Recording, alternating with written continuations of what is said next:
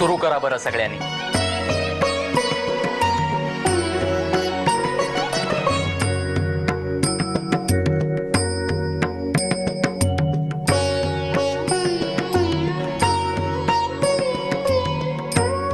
हा घे लाडू.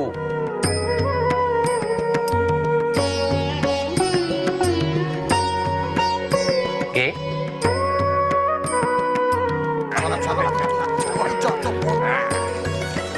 कुठे निघालात? काय श्रीखंड्या, तुझी ही मजाल आम्हाला आज जायला अटकाव करतो.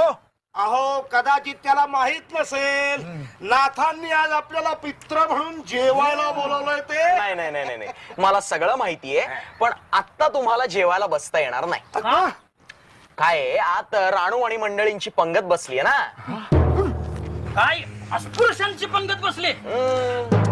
आता नाथांनी त्यांना जेवायला बोलवलं. तुम्ही काही काळजी करू नका.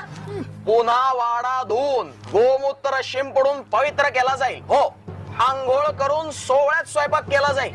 मी जातीनं लक्ष घालतो सगळं, काळजी करू नका तुम्ही. हरी हरी हरी हरी हरी हरी हरी. अरे म्हणजे हा तर कळसच झाला धर्माचा. आता हे नाथांना कोण सांगणार?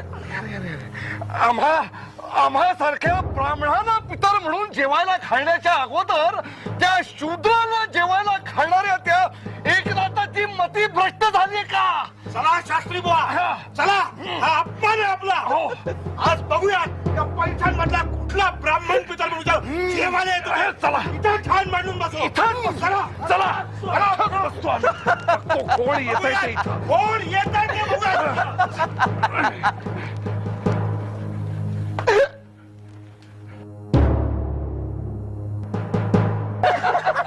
आज खरी फजिती होणार नाही एकनाथाची. होणार. अहो फजिती व्हायलाच पाहिजे.